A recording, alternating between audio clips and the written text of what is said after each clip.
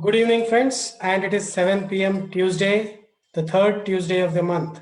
So, on every first and third Tuesday of the month, as usual, Gyandeep and Digital Gurukul, the two products of Deal, are presented to you.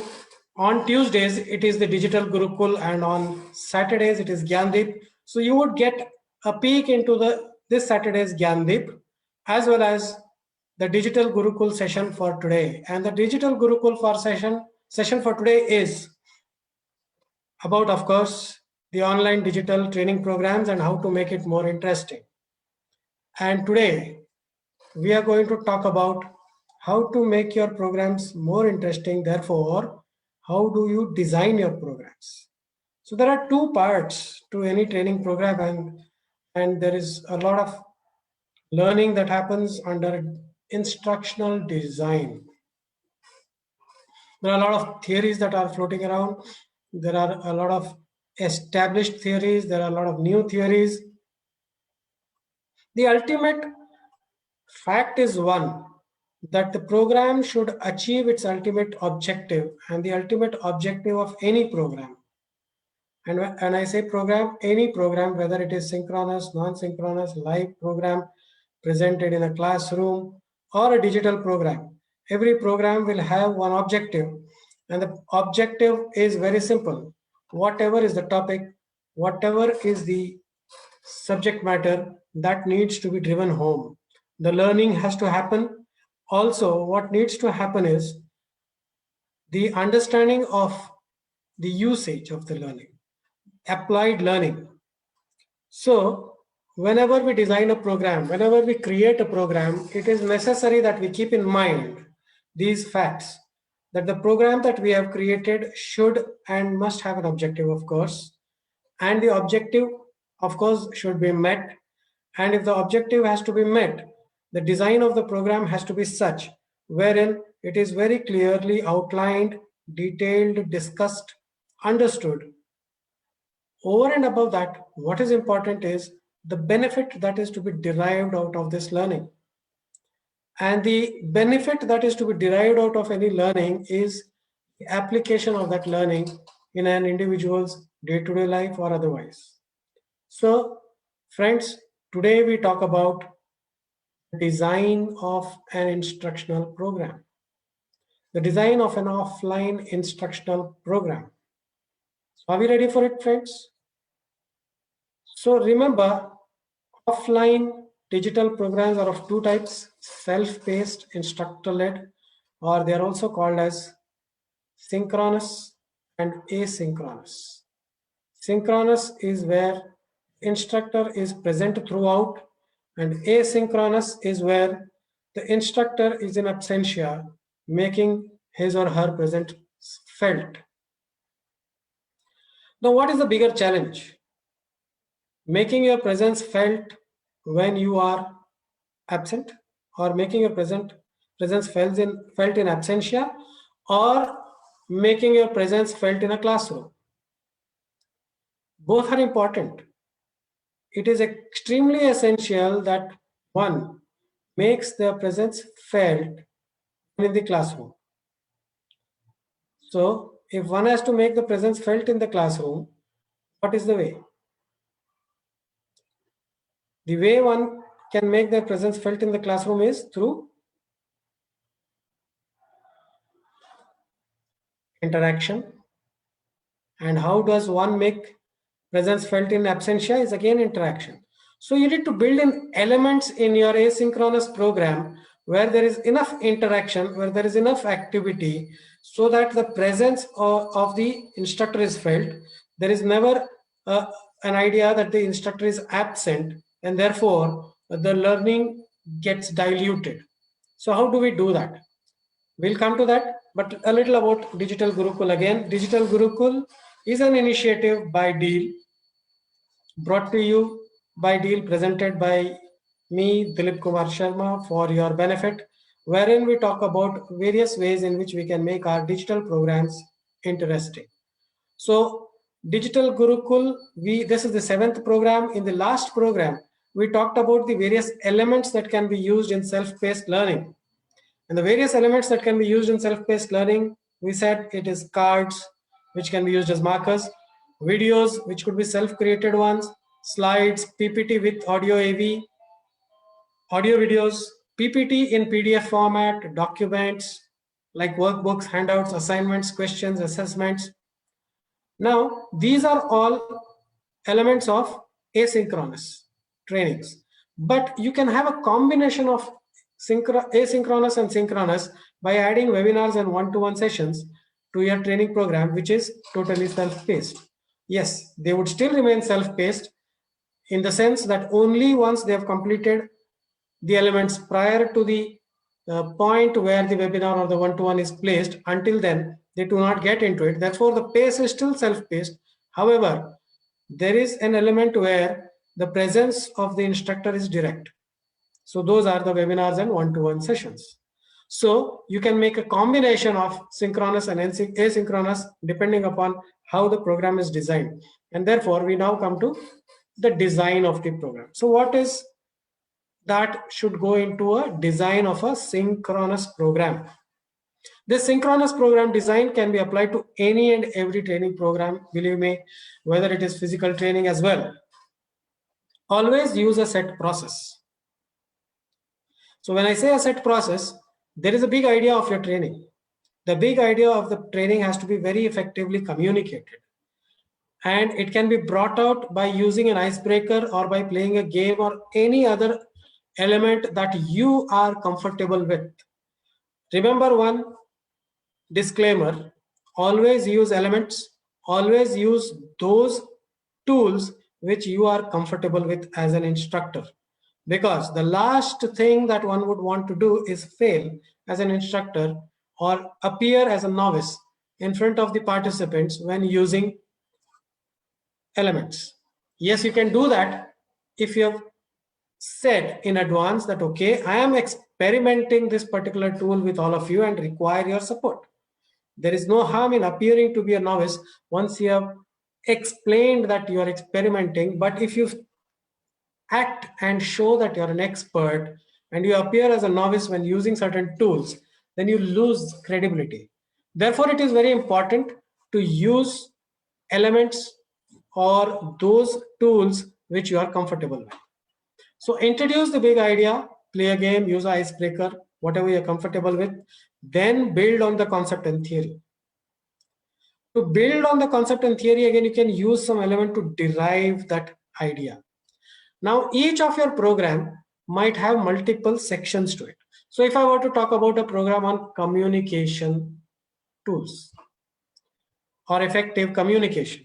Now, effective communication by itself is a large program which can have several subsets to it. And those several subsets could be communication, direct communication, that is face-to-face, communication over mail, written communication. So you could break it up into various pieces depending upon the audience that you are addressing and basis how it is going to be used or useful for the audience. So while we are designing the program, it will have one big idea, it will have subsets, sub-ideas. Now, each of these sub-ideas are a big idea for that specific module or for that section. So each of these sub-ideas are a section and you have a larger idea. The formula for introducing and getting out of each of these sections and the larger idea remain the same. Introduce the idea, build on the concept or theory by using an element to derive, explain the details therein. Now, when you explain the details, unless it is a technical subject where you are the expert and the others are novices or have no knowledge, make it as participative as possible, get ideas, discuss them, trash them, award them, reward them. You do all of this. By doing this, what happens is you build a lot of participation. There are a lot of tools that you can use to do this. Explain the details, make it participative, and then we get to the final aspect of that, which is highlight application of the learning and its benefit. And how do you highlight application of the learning and its benefit? The easiest way is by discussing case studies or by deriving examples from the audience. But to do all of this, one needs to do enough homework before we get into the program. Use the elements judiciously, and I've been saying this a multiple number of times before this as well. So when you use them judiciously, remember to keep the elements short. Don't get lost into the program. So I like quizzing. So I do a lot of quizzing and forget the basic concept of the program. I like singing. I use singing a lot. I like dancing. I put dancing in the entire program. Or I like making fun. So I make fun at every given moment. But what happens? The major idea gets lost there. So one may go out and say it was a fantastic program. We enjoyed a lot. But did it achieve the objective that was at hand? So always keep the objective primary to the entire program. Yes, one needs to make it interesting. Yes, one needs to incorporate various elements. But at the same time, one needs to be very, very clear about what is it that one wants to derive out of it and ensure that it gets derived by the end of it. Add activities liberally. So instead of having one activity which is long and which is repetitive or which keeps happening again and again, add different activities and be very judicious in the selection of the activities, because when you use activities in a training program, the most important aspect of that is how do you get in and get out of the activity. In the sense, briefing and debriefing of the activity are essential. So when you brief the program activity, what is essential is the kind of participation that you desire and what you want to derive out of it. Then once the activity is done, what is very important is to connect the activity and the derivation of the activity to the subject matter at hand. So when you do that, the learning is seamless. So the fun element gets introduced, the element gets introduced where people enjoy, but at the same time the learning is not compromised.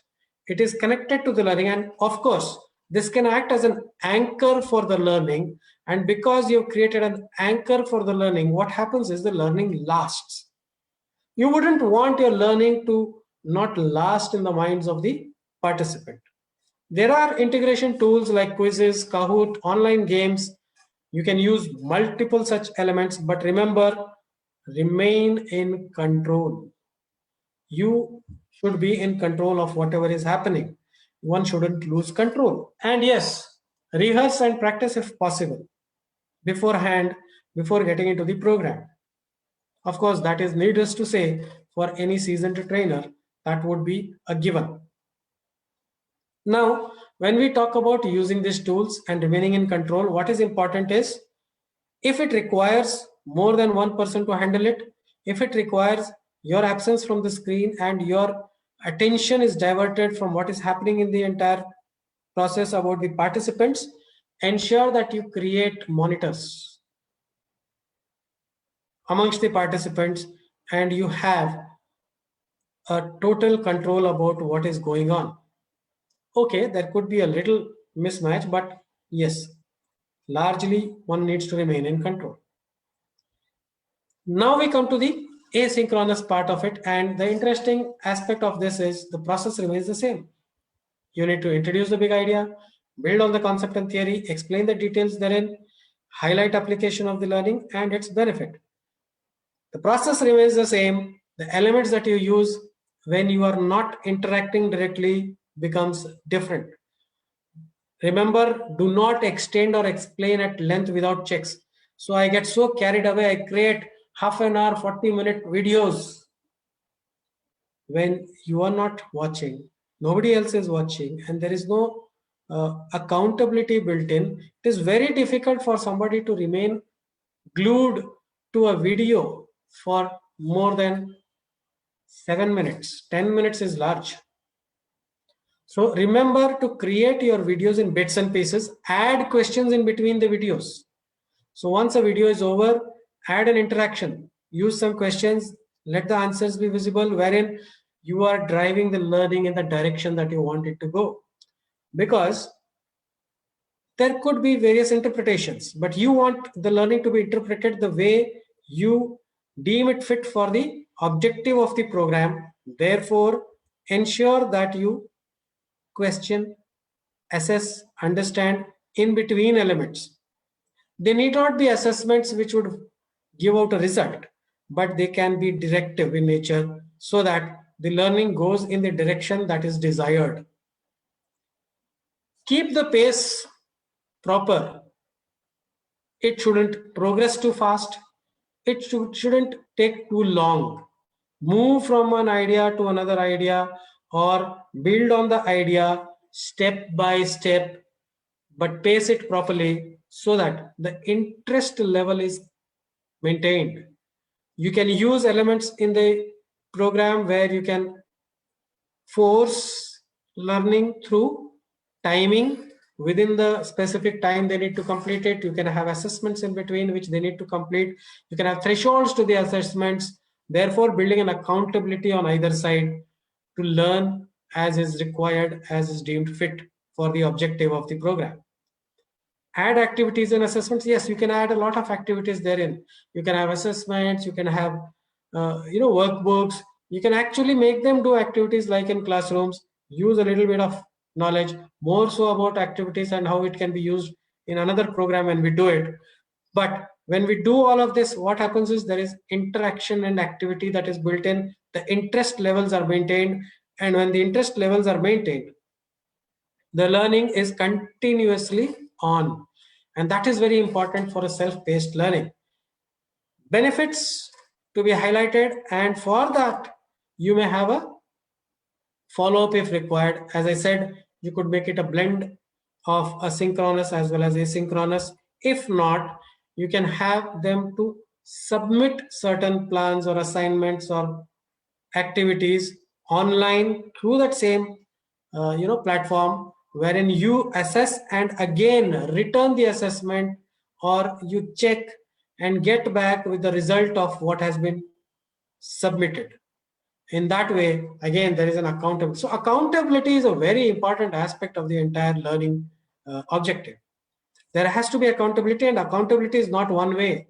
The accountability has to be on either side. The learner needs to be accountable to the facilitator, and the facilitator has to be accountable to the learner, and both need to be accountable to the learning at hand. And that is a very important aspect of the whole program. So plan a follow-up if necessary. I would say is necessary always, and try to have it. Now, introducing Gyandeep.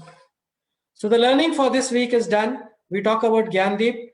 Wherein we call people, those who have been there, done that, have beaten all odds and become successful. And we have successful people who come and share their journeys, common man's and common stories of strength. And this week, on Saturday, we have Mr. Mukesh Khetrapal. He is an exponent in learning. He has been instrumental in creating a learning environment and learning training program of his own. And so he is going to come and talk about what are the challenges that he faced and what is it that is currently applicable and suitable, or what are they doing to progress in life. So thank you until next section. Next session, same time, same place, first and third Saturday. You can find us at www.dealtrainingsolutions.com, Facebook page as well, our Instagram page and LinkedIn page, all go with the name of Deal Training Solutions. Find us there and you will get more such videos already placed there. So every Tuesday, first and third Tuesday, that is, of every month, you find this talk where we talk about how to make your programs digitally effective, and you will find me here at 7 p.m. communicating to you the various ways in which you can do that. There has been a series. The 6 programs that we have done are available on this page. You can go there and check them out, give your feedback. You could also post as to what is it that you look for in future, so that we create programs which are essential for you, which would make your life easy, or which would help you going forward. So until then, all the best. Have a great day. Looking forward to seeing you on this Saturday, first at the Gyandeep session, and then once again in the next Digital Gurukul when we meet on the first Tuesday of April. See you. Tada.